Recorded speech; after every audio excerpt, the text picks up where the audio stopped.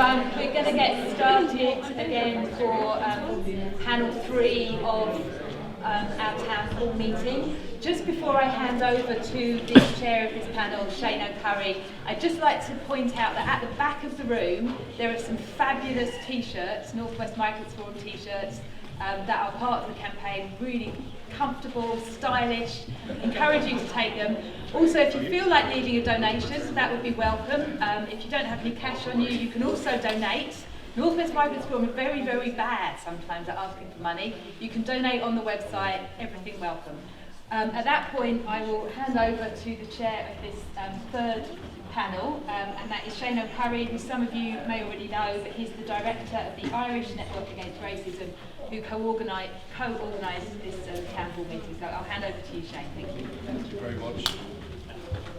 So thanks very much to everybody who is here. Thank you very much to North West Migrant Forum and the Committee on the Administration of Justice. It's always an honour to work with our partners, especially from such renowned and valued civil society organisations as yours. It's great to be here. We heard some very rich contributions this morning. Certainly had my my mind popping in every direction. Firstly, from the direct lived experiences that were related to us, which really shone a light on the deficiencies in our policy regime, in our policy regimes in this area. And then secondly, in the kind of the forensic digging in by the panel of experts into what those areas are. So yes, so as I say, my name is Féin Currie. I'm the National Coordinator for INR, the Irish Network Against Racism, and it is my pleasure to introduce this very illustrious panel of speakers for this last session on the necessary political responses to the lived experiences that we heard about in this morning's panel. This panel is being convened under the theme of the common travel area, limitations, challenges and opportunities for change. We have 3 political representatives here from 3 distinct political traditions, all of whom have a strong work record in areas pertinent to the border and partition, to the challenges faced by border communities, the Good Friday Agreement and the institutions and policy regimes which relate to it. As well as, I would say, all 3 also would honour would honour and celebrate the civil rights tradition that we have on this island, and they all have a great deal of expertise between them to bring to this discussion. So I'm hoping for a times robust discussion. The first speaker is Senator Emer Currie. Emer Currie was appointed as a senator in June 2020, having been elected as a councillor for Fingal County Council in 2019. She serves as the Gael spokesperson for special education and inclusion and Northern Ireland. Senator Currie holds roles on the implementation of the Good Friday Agreement Committee and is the chair of the Sovereign Matters on the British Irish Parliamentary Assembly. And it is to a report of the Sovereign Matters Committee that Senator Currie is going to be speaking today, because it is their report on the common travel area. Emer Currie has previously worked in advertising and marketing, where her work drove behavioural change through the public awareness campaigns for the local environment, public health, and Ireland's domestic tourism market. If you bear with me, I'll get through the introductions of everyone, and then we can talk about how we're going to proceed. Paul Murphy, TD, is a people before profit politician who has served as the TD for Dublin South West constituency since 2014. He also represented the Dublin constituency as a member of the European Parliament from 2011 to 2014. Paul is known for his eco-socialist views and regularly contributes to Rupture Radio and Rupture magazine. As a TD, Paul Murphy has a track record of championing minority rights in the Dáil and has questioned the Taoiseach about the hard border facing migrants a number of times in the current Dáil. Martin Kenny, having been a member of Leitrim County Council for over a decade, Martin Kenny was elected to the Dáil in the second election of 2016, representing Sligo, Leitrim, West Cavan and South Donegal. He was immediately nominated to the front bench position of Sinn Féin spokesman on agriculture, food and marine, and is a member of the Joint Oireachtas Committee on Agriculture, Food and Marine, where he has been a vocal opponent of neglect of rural Ireland by successive governments. So the format is going to be as follows. I'm going to invite the panelists to come up and set out their stall in response to what we've heard this morning, and in response to the deficiencies which exist and this invisible racist hard border that exists effectively for minorities on this island.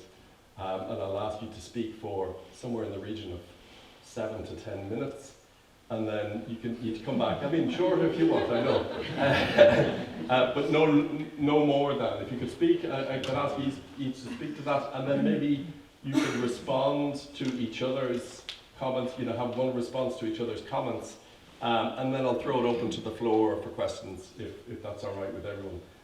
No, I don't know, would you rather sit where you are and speak like that, or would you prefer to come up to the dais? Yeah? Over there? Yeah. Yeah. Yeah, okay, so Emer, Currie, if you want to. Thanks, Colin. It's nice to share a panel with somebody with the same name. Yeah. It doesn't happen very often. And of course, Shane didn't tell us that we were going to set out our stall. So that makes things even more interesting for the people on the panel. So my name is Emer Currie. I'm a senator in Shannon. I would describe myself as someone who is an all of Irelander, because I lived in Tyrone until I did my first year of grammar school, and then I came south and I did my full secondary schooling here in Dublin, and then I went back up to Queen's, and then I came to Dublin. I've been working in Dublin ever since. But I do see myself as a real mix, a northerner and a southerner, which I think confuses people because they like to put you in pigeonholes. But I'm very proud of the fact that the work that I can do in the Shannon can help people like the Northwest Migrants Forum, who I've been in contact with really since I got into the Shannon.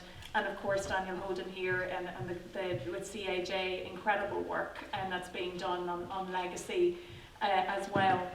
And it really was, I think, the getting to know people like Lillian, wherever she is, in the room, when we were choosing a new report to do with the British Irish Parliamentary Assembly, because I am the chair of the Sovereign Matters Committee. We completed a report last year about the future of the British-Irish relationship, and as you can imagine, it was very topical and set out good examples of how the relationship needs to improve going forward, and really all the answers are in the Good Friday Agreement. We don't need to reinvent the wheel. If you go back to the Good Friday Agreement, it shows us how relationships on this island need to work and should work, and that when you don't follow that pattern, when you don't follow that framework, problems happen. And they've happened obviously with Brexit. The fallout of Brexit affects what we are talking about today, and it affects movement. It affects the common travel area.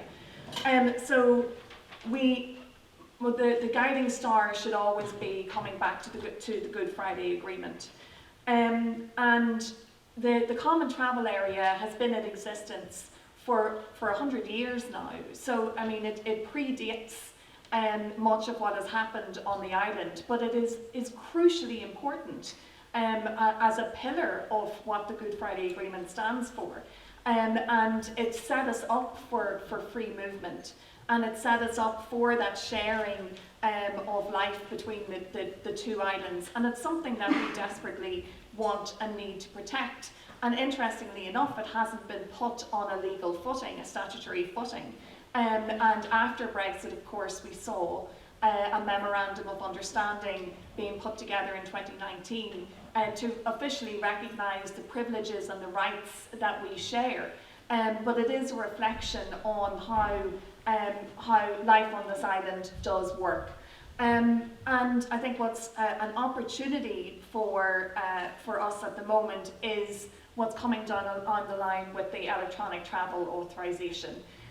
So we're all aware of the offensive legislation and change in direction that has happened in the UK in relation to immigration, and how that is playing out. But one of the things that is being brought in is an ETA, and the UK government will say, well, they have them in the US. The EU apparently is going to bring one in, although Ireland has said that it doesn't want to be involved in that. But an ETA with a strict approach doesn't work on our island because of free movement and because of things like our tourism market, which has only benefited from the Good Friday Agreement. So it's one of the bodies that has been set up under the Good Friday Agreement, is an all-Ireland tourism strategy, and yet now here is an electronic travel authorisation that initially would the UK wanted to bring in, and it would be something that Irish and British citizens would be exempted from. But through the work of the Irish government, we have now got them to a place where they've said, but if you're permanently resident in Ireland, then you will be exempt from it as well. But that doesn't solve the problem of our tourism industry. 70% of which, 70% of the tourism that goes to in the north comes through Dublin Airport. And can you imagine the logistical nightmare that it's going to be to get people to sign up to an ETA when they come through a jurisdiction that isn't a part of it. So it's an example of when legislation doesn't work. It's an example of divergence, of the increasing divergence that we see from the UK government. And we have work to do in that, and that is going to be part of our report on the Common Travel Area. But more, the divergence around the visas is something which I feel we can use the electronic travel authorisation as a way of, in our report, as a way of bringing back to the agenda discussions around visas.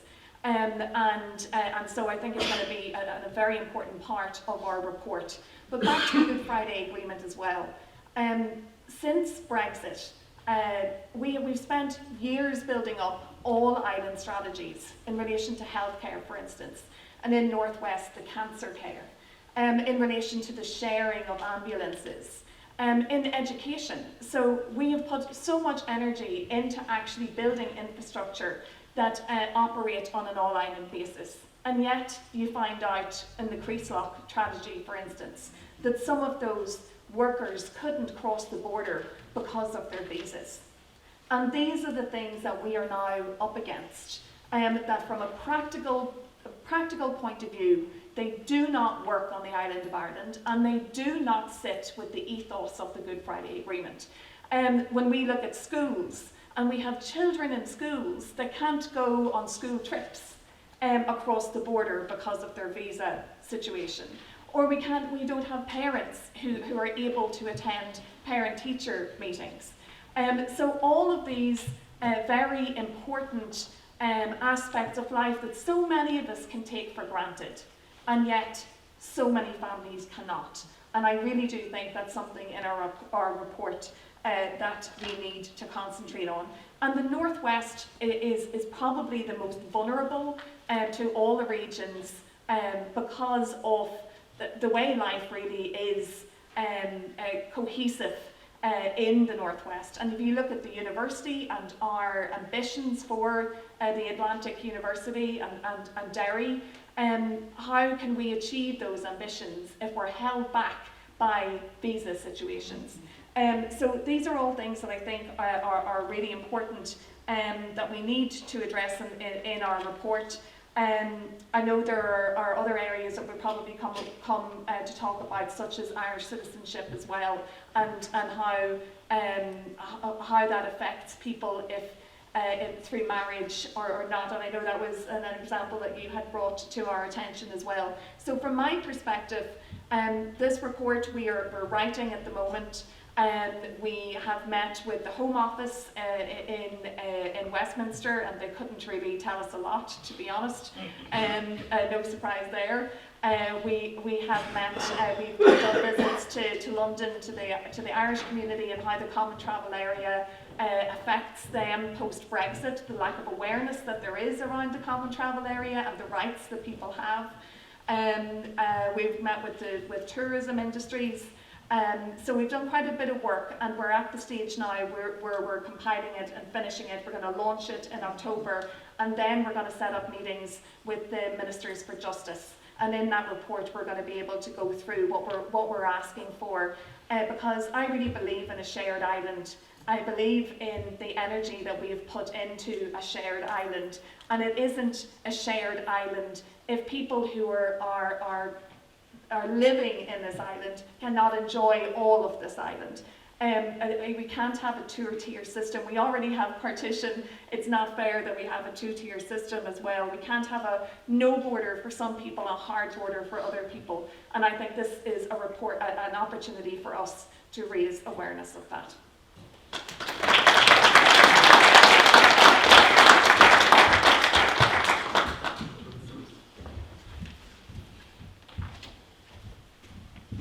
Okay, first of all, thanks a million for the invite. It's a real pleasure to come here and speak.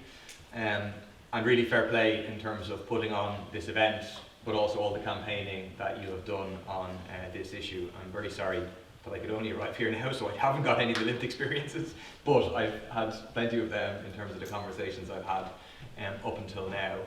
I think I'll be quite brief. And to be honest, I'm going to focus on the government and the government's excuses, the Southern government's excuses, because I think, there's no point in me telling you that we have a racist, invisible border on this island, the impact it has in terms of dividing families, meaning that people can't access health service, education, jobs, all of these things, the fact that we have racial profiling on both sides of our border by police forces.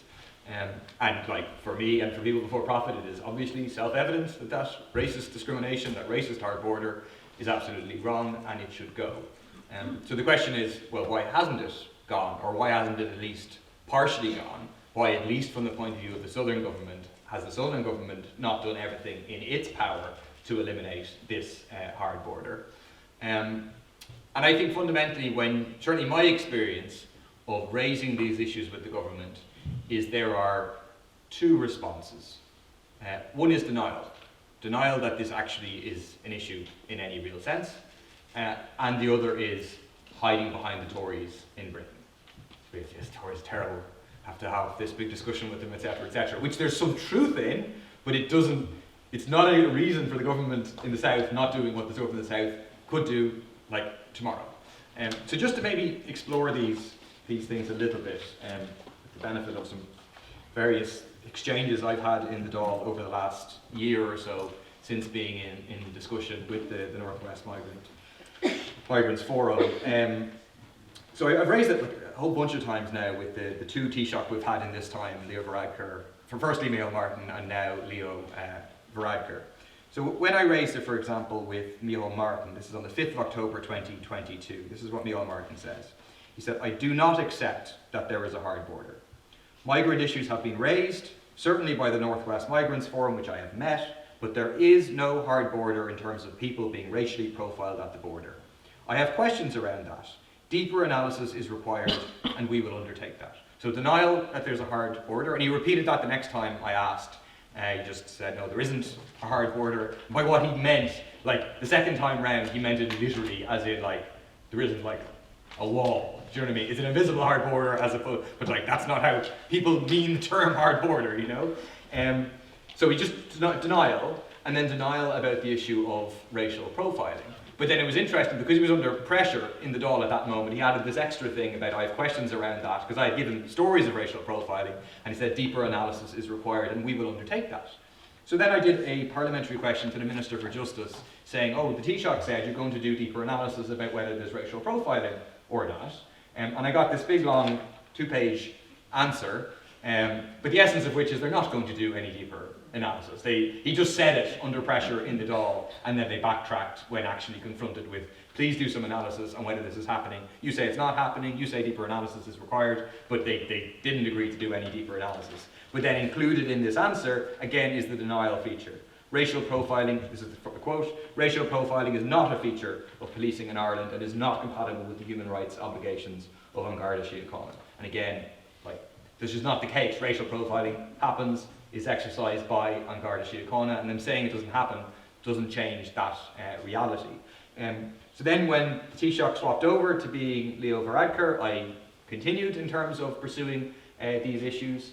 On the 15th of February of this year, I particularly focused, so I generally described the issue, the hard border that exists for non-EU migrants on this island, and I explained that this is something entirely in the gift of the government to resolve, to give these people the right to travel. Will you agree to do this and get rid of that aspect of the hard border? And I secondly raised the issue about time spent living in the north should go towards demonstrating a connection with the state from the point of view of an Irish passport. And this is where the second aspect of the answer, of their defence, comes in, which is that he doesn't address the issues. He says the common travel area only applies to UK and Irish citizens, correct? It does not apply to EU or non-EEA, it means non-EU or non-EEA citizens, and that causes problems for them, correct? He doesn't need to tell you that. And then, instead of addressing any of the things which I've said, you can do these, please do these things, he switches to, I've raised it in my conversations with Prime Minister Sunak, particularly in the context of a proposal to bring in ETA, this would make life unnecessarily hard, etc., etc. So again, an avoidance, and then just hiding behind the Tories. And so I don't deny that, to completely dismantle the racist hard border, we have, yes, we need movement by the Tory government, correct. But the movement by the Irish government does not have to wait for that. And I would argue that moving on it actually will create positive pressure on the Tories to do the right thing. That it is entirely within the gift of the Irish government to change passport requirements. There's nothing to do with the British state. It can't be in any way offended about that, etc. It's no problem to the British state whatsoever. They can change that.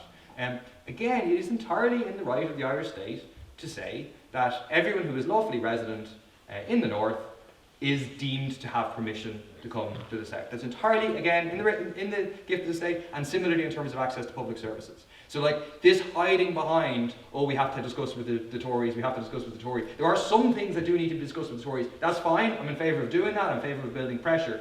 But none of that should be allowed to be an excuse to not do what the Irish government has the power to do today. And I think, we in Dáil, and you outside the Dáil just need to keep up the campaigning pressure and put as much pressure on possible to say, do what you can do now, do as much as you can do, and there's a lot that you can do, and to fight to tear down as much of this racist border as we possibly can.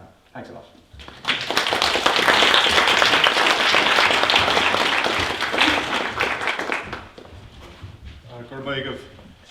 First of all, it's when you're the last speaker, there's a lot of stuff already said that you had thought you were going to say, so that's a tribute to my colleagues. The reality is that on the island of Ireland, the border has been a problem for 100 years, for everyone that lives near the border.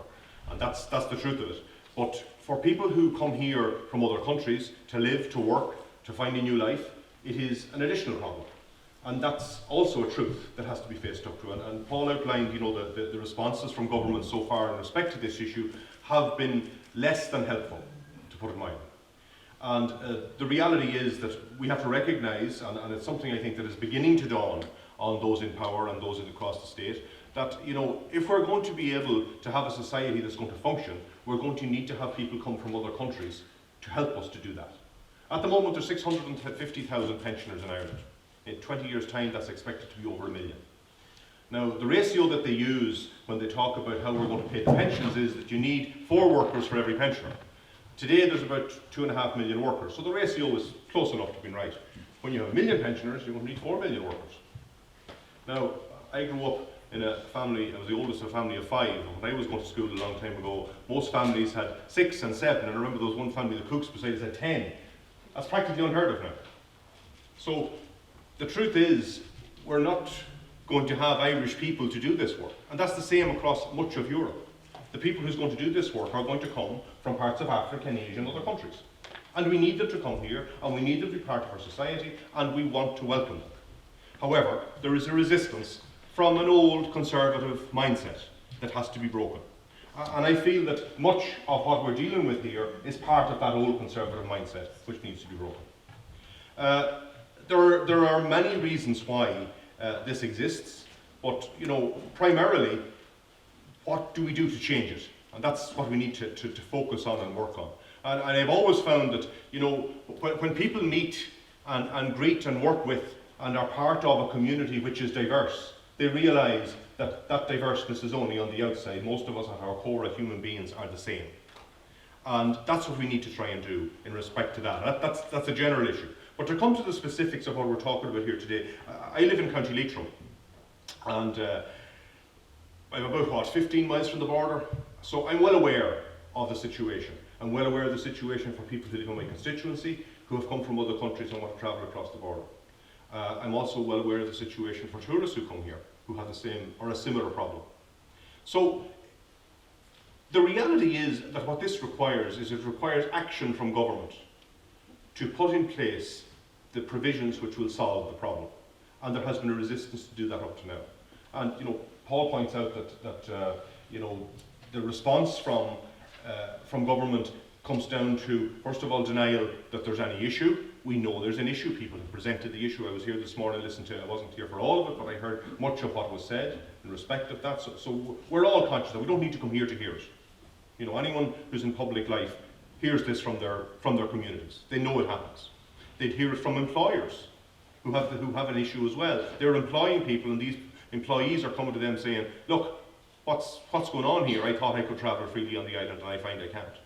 So the other side of it, to say that it is the Tory government's responsibility to do something about it, yes, it is. And we all hear people like Suella Braverman and others like that, who, quite frankly, have a different world that they live in.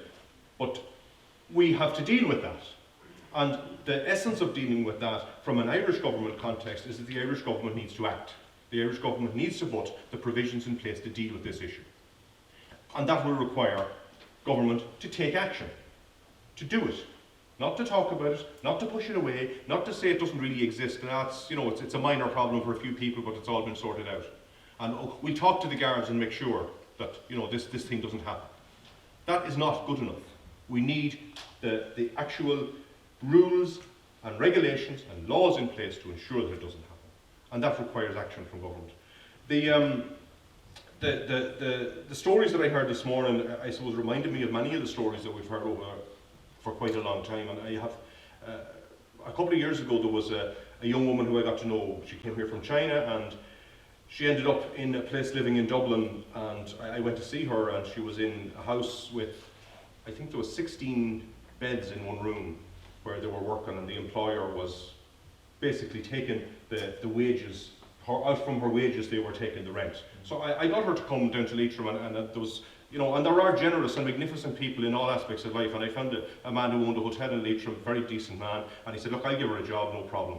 And I found a place for her to live, and she's living there now, and she has a job there. But she has friends that live in the north, who are Chinese people as well, that she likes to go and visit. But she can't visit them. She feels afraid to visit them, because of that they come down to see her. And we have to be better than that.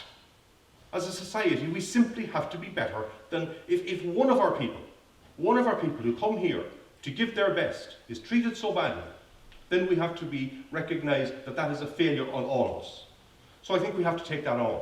But government primarily have to take it on. And certainly from perspective of, I'm a Sinn Féin TD, I was in the Justice portfolio for a few years, I'm in the Transport portfolio now, so I'm aware of these issues, and certainly from my party's perspective, from our perspective, we will do everything we can to put the pressure on government to bring those changes about. Unfortunately, there is that, and I call it an old conservative mindset, and it's across probably a broad spectrum of politics and social life in Ireland, and we need to break it. And that's part of the work that we have to do in order to ensure that the actions that are required are actually carried out.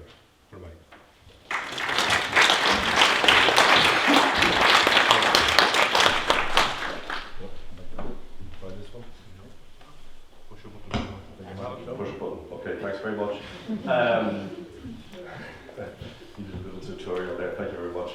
Thank you very much to all three speakers. That was great.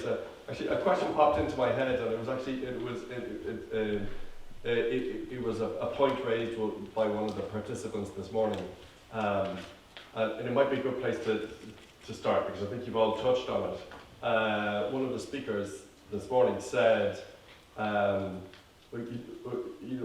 first thing that the Irish government can do is introduce an automatic recognition that visa nationals who have a right to remain in the North should have those rights applied to the south of Ireland automatically.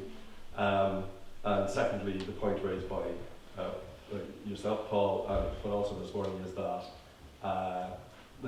residents in the North should count towards citizenship in a citizenship application. So is that something that would fly with you? I'm going to pass it over to maybe the last speaker first, Martin Kenny, your Sinn Féin TD. I know what the answer is going to be, but I'll give it to you anyway. I mean, yes, certainly we need to do that, and it needs to happen as quickly as possible. The problem we have is there is a slightly, like I talked about the old conservative mindset, there's a slightly partitionist mindset as well, certainly in a large portion of our establishment on both sides of the border, but particularly in the south, and we see that from time to time. But absolutely, anyone who lives on the island of Ireland, the time that they spend here should certainly go toward their application for citizenship. Yes, sir. Yeah, look, I completely agree, and I think when you are trying to drive change, there can be, my experience of having been in the Oireachtas now for a couple of years, is you might have lone voices raising issues, but actually whenever you can bring people together and you can approach it from a more global perspective, it's not just that you're asking for change in one area, but that you're pointing out how the system itself isn't working. And that's why I do feel that our report, which will be written by members of both governments that will be making these points, that it will provide us with a platform, not to hide behind, but to raise the issues and to give people the opportunity to contribute. And I think that's where we can grab the attention and demand change. But I don't think that it's fair that if you're in the North and you want to be an Irish citizen, that you're living there and you want to become an Irish citizen, that you can't. And I don't think it's fair that the time doesn't add up for citizenship to happen. These are two parts of it, but there's a bigger picture there. And I don't shy away from the fact that I know from people's lived experience that there is racial profiling happening, and that's entirely wrong. And it's not, it doesn't fit with the values of the Good Friday Agreement. And even aside from the Good Friday Agreement, it just shouldn't be happening. So yeah, there's lots of work to do, but I do feel that when sometimes you can be standing up in a chamber and making a point, but it can be better whenever it's more coherent and that we're all singing from the same hymn sheet. Great, thanks, Emer. I'll come back again and then ask about the visa regimes or the recognition, because I think that racial profiling by Gardaí in a sense is underpinned by the logic of that non-recognition of visas for people from the north of Ireland. So I think at a stroke of the pen, the government could do away with that sort of pressure on Gardaí, to look for who looks like somebody who doesn't have a right to have a visa. As one of the speakers said this morning, I have to carry ID on me to demonstrate the fact that I don't need ID, which is because of our skin colour, and that. So if that's taken away, then one of the pressures on racial profiling is taken away. Quite apart from the fact that we do need to ban racial profiling altogether. Sorry, Paul. Yeah, I obviously agree. For me, the question is, okay, how do we make it happen? I think an important thing, obviously it's up to yourselves to decide, but building as much pressure as possible on political parties in advance of the next general election and getting commitments that this goes into election manifestos, I think will be something, a win. If you can get it in the election manifestos of parties that are likely to form the next government, then it certainly doesn't guarantee that it'll happen. There's plenty of things that appear in election manifestos that don't happen, let's be honest, but it gives you something definite to point to and say, wait a minute, it says it here. So I think that is, there's actually kind of an opportunity now in terms of the next year or so building up to elections to put these on the agenda, to lobby, to campaign, to put pressure, to try to get these commitments down in black and white in party election manifestos, and then hopefully make their way into a programme for government. Great, thanks, Paul. Okay, so Martin and Emer, do you want to come back?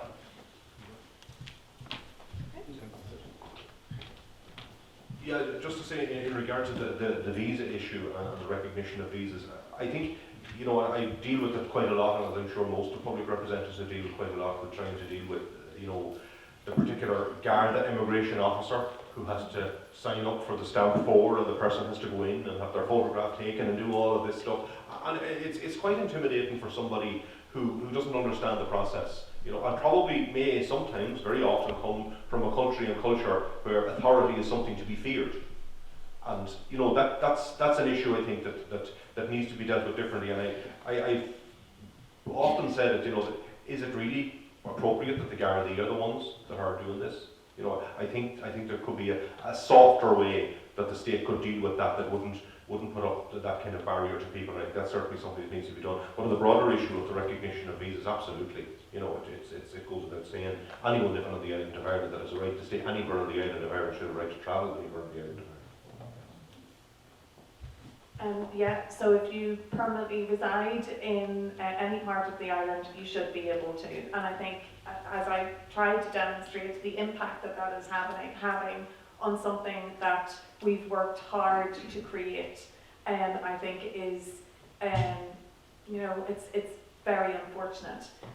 So I think that is definitely the direction of travel, but there should also be closer cooperation when it comes to visa lists, definitely. And I think our understanding, whenever we went to Westminster and we met with other British politicians, they kept bringing up their concerns around security. And sometimes when you are trying to bring people with you, you have to try to come from a place of empathy and put yourself in their shoes and see the world from their perspective. So if we can try to understand what those security issues are, then we can hopefully work together more closely without being in a position where legislation is just imposed on us, and then we have to deal with the fallout. And again, for me, that goes back to closer cooperation in general, whether it is through the British Irish Parliamentary Assembly, a better and bigger role for the British Irish Council, and the BIIGCs.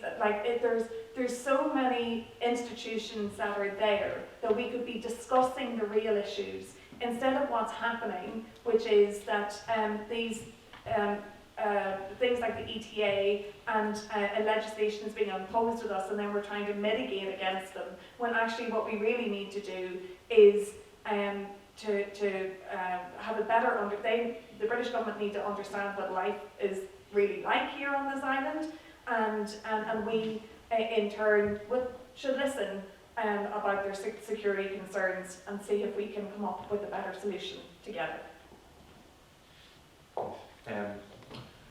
Yeah, I mean, I think there's in the last contribution I said there's an opportunity in terms of the election and so on.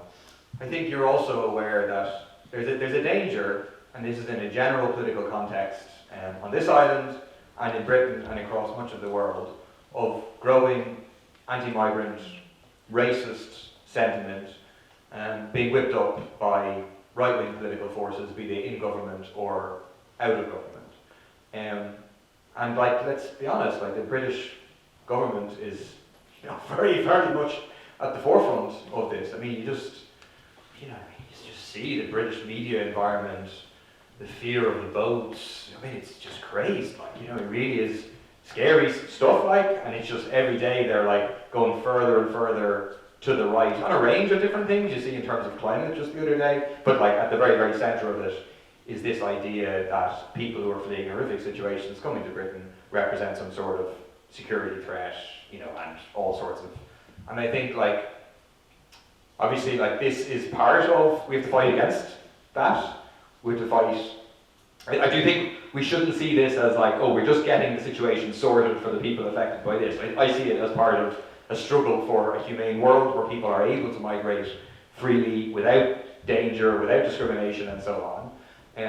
But I also think that that political dynamic in Britain is an extra reason why we can't wait, we shouldn't be beholden to like I do think, like their fears, like I don't buy that their fears are sincere, to be honest. I think it's like empty political rhetoric that they're doing to whip people up for their own interests. I'm not saying we shouldn't have a genuine dialogue with them, of course we should. If we were in the government, you'd have to have a dialogue with them, okay, fine. But like, I don't believe that we're going to be able to assuage the Tory government's security fears about migrants, because like, I think they're playing a very, very racist card and they're determined to do that. So I don't think we can wait for those fears to be assuaged before we act and we move and we demonstrate, oh, by eliminating the aspect of the hard border that is down here, the sky does not fall in, people are able to take opportunities, society as a whole, with all its different parts, benefits from that, and then we have hard evidence to demonstrate and use with it. Yes, please. I hear what you said about us waiting, but I don't. I agree that we don't have to wait, and we don't have to move in harmony on this. The Irish government can make changes and has made changes to its approach to immigration and visas over the years. So I think what I'm talking about is that we have values that we have, uphold ourselves in terms of multilateralism and not breaking agreements, whether that be Stormont House or anything else. And so cooperation is a good thing, and you do have to work with the government. That's just the way it is. But no, we don't have to. We don't have to wait to change what we can do here in Ireland. And I certainly don't want that to be the point that is the point that I'm making. That's being taken out of what I'm saying because it's a British-Irish parliamentary report that we're doing. But what we have the chance to do is have a report that's written by both Conservative politicians, Labour politicians, Irish politicians, and that we can present these issues to both ministers and say, that we want to see a change in both jurisdictions. Thank you. Just very briefly, there was the point I was thinking of there. We talk about this on the island of Ireland and this hard border. We have a hard border in Europe. And that's something that, as part of the European Union, we need to recognise. The fact that there's thousands of people that drown in the Mediterranean is something that's on all our conscience. And we need to be firm and strong players in that as well, to ensure that it's this mindset that somehow or other we have to protect what we have and pull the ladder up after us and allow no one else in. That needs to change. And we have work to do to ensure that changes also. So when we talk about the Tory government, Paul mentioned certainly the hugely racist and right-wing overtones we hear there are echoed in many parts of Europe. And there is a threat. There is a real threat to democracy. There is a real threat to human rights from these people, because basically they are, when you pare it all back, they're anti-civilization. They want to go back to the Middle Ages. It's just crazy stuff. But yet they somehow or other are able to tune in to something that exists in Irish society. And that's one of the great things that I see coming from new people coming to Ireland, that it is an opportunity to bring about change here, to bring about a change in that. And I have huge faith in our young people in particular. I think you talk to people, young people in Ireland they get it, they understand it, and they're ready to move forward. And I think our political process needs to reflect that more and more. Before I throw it out there, I'm just reminded of the fact that Irish representatives at a bilateral stage with the UK, on a European stage, and on an international stage, the strength that Irish people have, or representatives have played to, is our anti-colonial history, is our reputation among countries in the global south as a country that understands their situation, and as people who have been able to broker and advocate on the basis of human rights. In fact, human rights are the basis and the underpinning of the peace process and the Good Friday agreements.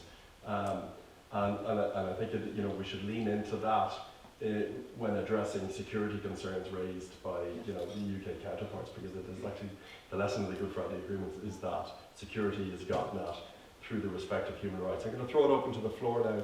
Inez, if you could, if I could have a show of hands for people who'd like to speak. Leanne wants to speak first. Please do. Yeah.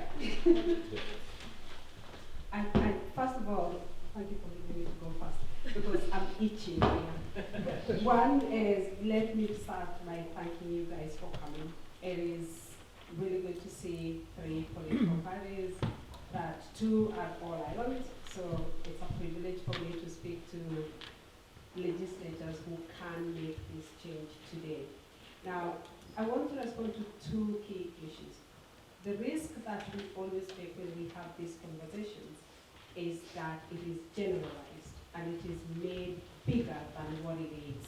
Now, this morning we talked about how migration is polarized and how the real message can be lost because of the louder voices of the far right. And that is what we listen to, and that is what we respond to. And I think it is clear that is what a lot of politicians respond to, particularly in the United Kingdom. Now, we are in a unique space because the discussions we are having today has nothing to do with security, has nothing to do with illegal immigration, has nothing to do with undocumented immigrants who are coming to the community that we live in.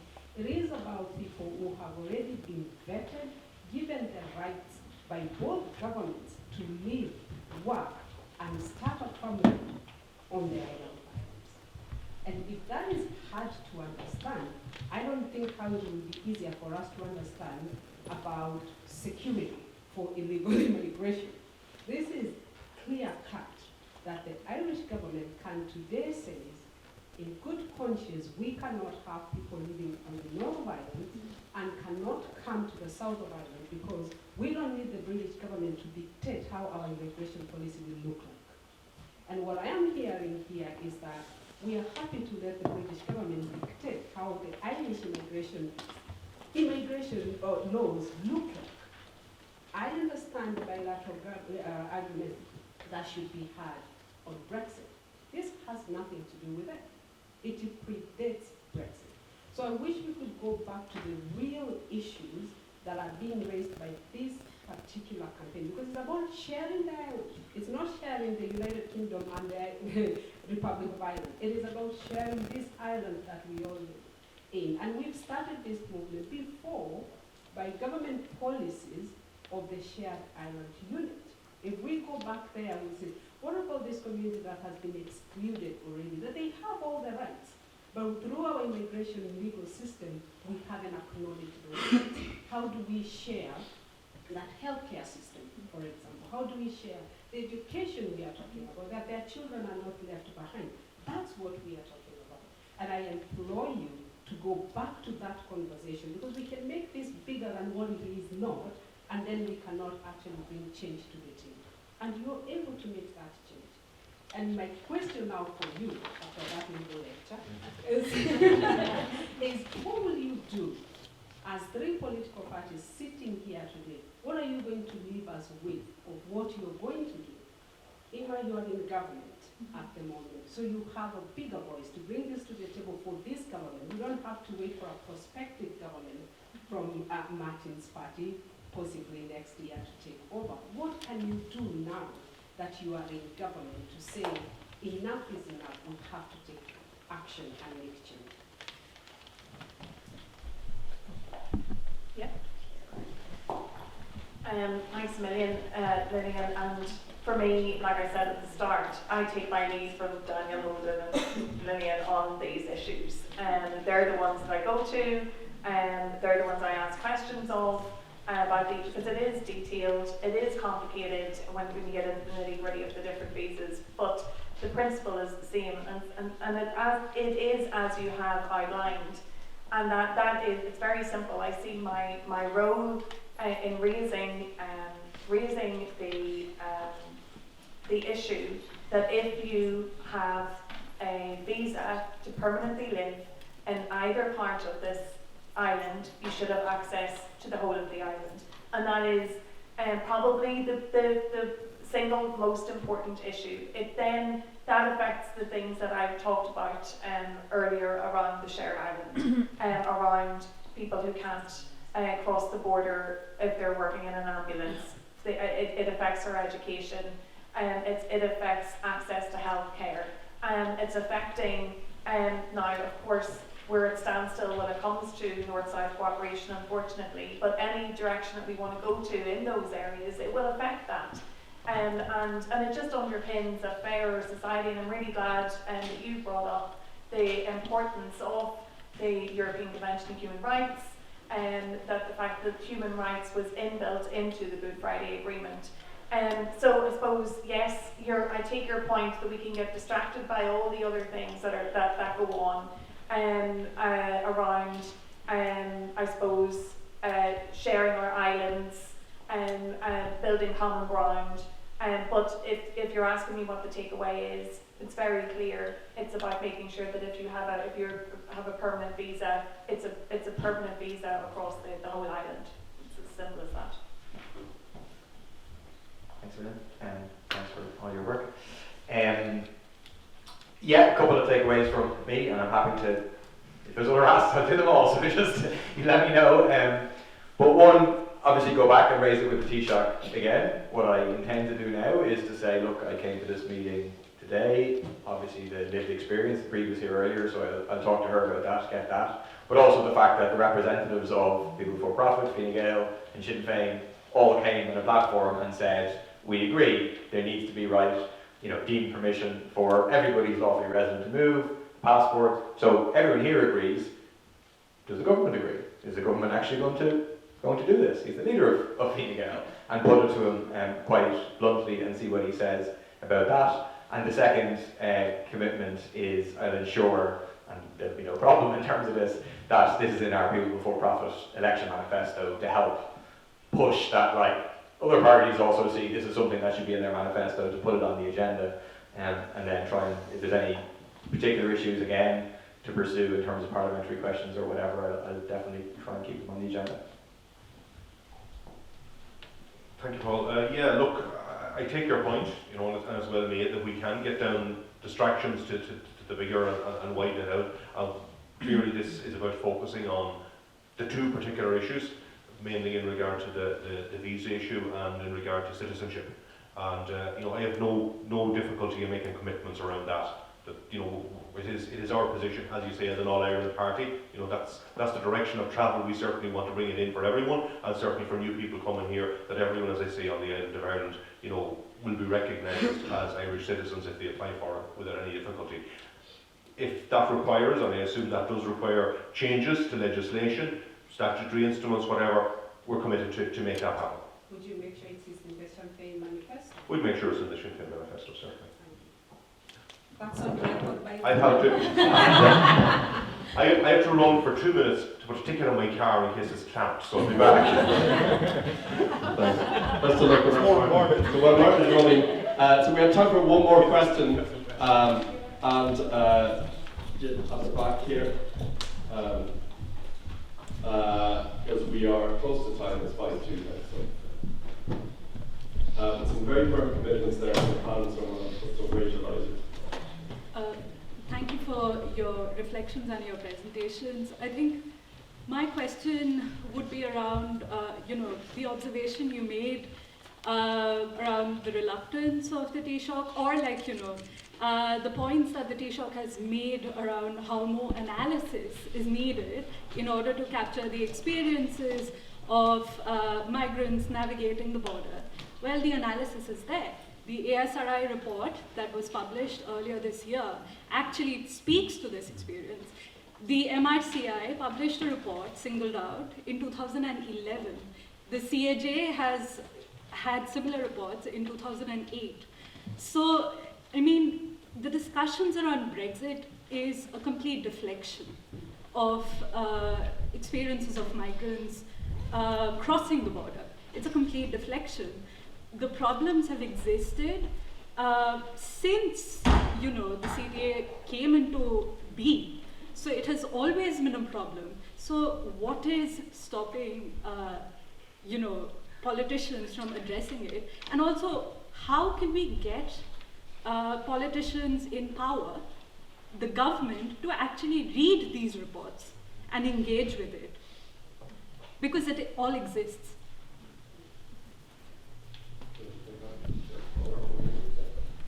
Yeah, that's a good question. So one thing, let me go actually, and I'll put that. Unfortunately, well, fortunately or unfortunately, they're both as bad for me.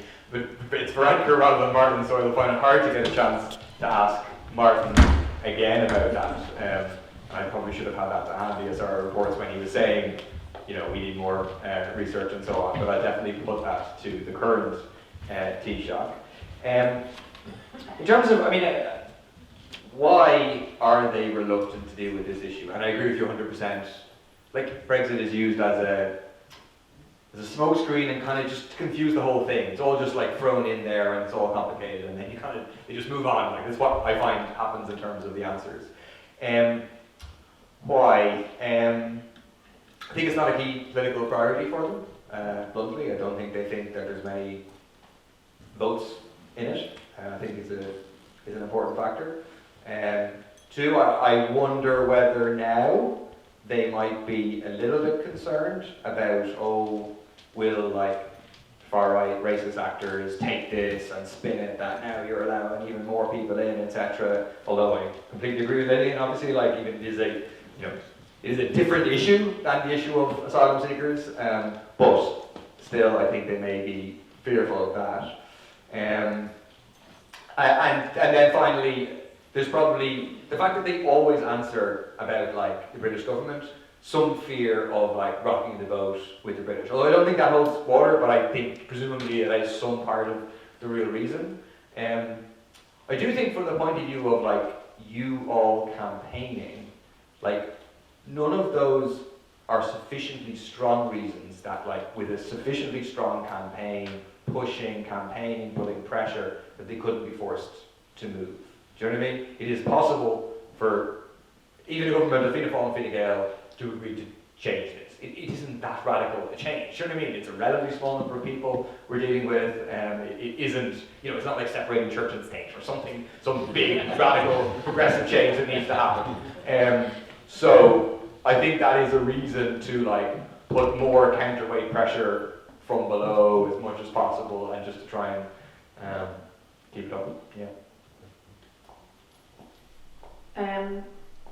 I think the biggest reason is that change takes time, and it needs to be on the agenda more. There aren't a lot of people in Leinster House talking about this, and there needs to be more. And that's why I see today as an opportunity. And I'm actually here to learn more from you than you are from me, because, you know, this has been a learning process for me. And it seems more complicated than it is. Today has helped with how I'm going to package it and sell it. But I can't do it by myself. I need to find people, colleagues, to amplify the message. But it's a campaign that needs to get oxygen, and today is part of that. But I don't agree that there are deliberate reasons in terms of fear of whether it's far right or fear of the British government. I think, you know, you can overanalyze or find theories in there that aren't there. I just don't think it's on the agenda enough. I think Northwest Migrants Forum do an incredible job, as do others. But we need to amplify the message and make it, put it on the agenda of Leinster House. It's as simple as that. I didn't hear the question, but I assume it's what are the obstacles, or what are the difficulties, or where is it coming from? And you know, I think both of my colleagues are right in a sense. I think there is a competing set of factors.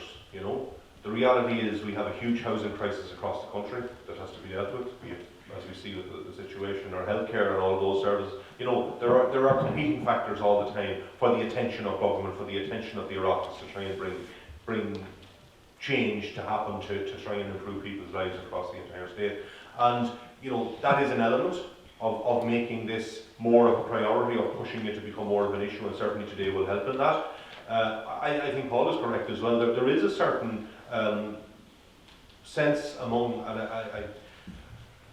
and sometimes, you know, we use the word establishment or the status quo, not shifting things. Change is something that, you know, people are generally adverse to, even when that change is for their own empowerment and betterment and improves things.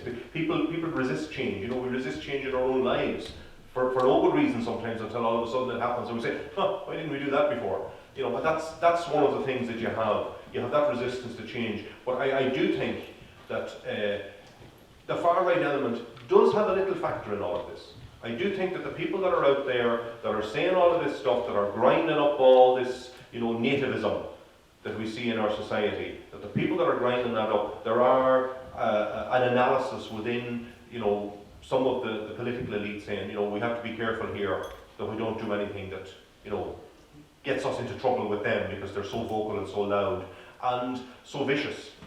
And people have that bit of fear there around that.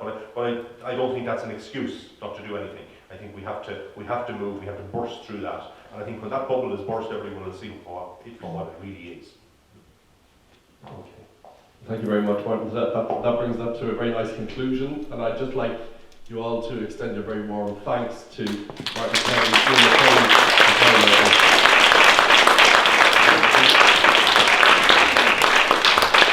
Thank you, everyone. It's 3 o'clock already, and I've got like less than 5 minutes to do some closing remarks and thank you. So I'll be very, very brief. I think it was back at the end of 2019, me and Lillian started working on this campaign and putting together funding applications and reaching out to other organisations. And I have to say that I feel like this day has really demonstrated what it was that Northwest Migrants Forum wanted to do. It was about information, sharing information about what was going on that people didn't know about. We heard that this morning. People didn't realise these restrictions. And using that information based on lived experiences of the people it was happening to, and bringing those voices together, building evidence, which is what we heard in the second panel, and then translating that all into advocacy and lobbying and talking to politicians and saying, what are you going to do? And these things take time. It was 4 years ago, we had COVID in between, but here we are. So anyway, just some thank yous. Obviously all the panellists and all the chairs, thank you very much. It's been a really, really stimulating day. Have to say thank you to the amazing funders of this project, Joseph Rowntree Charitable Trust and the St Stephen's Green Trust, SSRT. The Committee on the Administration of Justice, the Irish Network Against Racism for partnering in this. Also, big thanks to people who work behind the scenes to make all of this possible. The amazing Inaz, who works so hard, holding everything together, always calm, always amazing. Connor is somewhere there, doing a great job, communication, tweeting. Johnny doing his media work. The wonderful Paul Sino boy, without whom nothing could be possible. Lillian, obviously, always, thank you. So, have I forgotten anyone? Everyone for coming, and yeah, thank you all very much. I think it's been a really great day. So let's make a change. Thank you.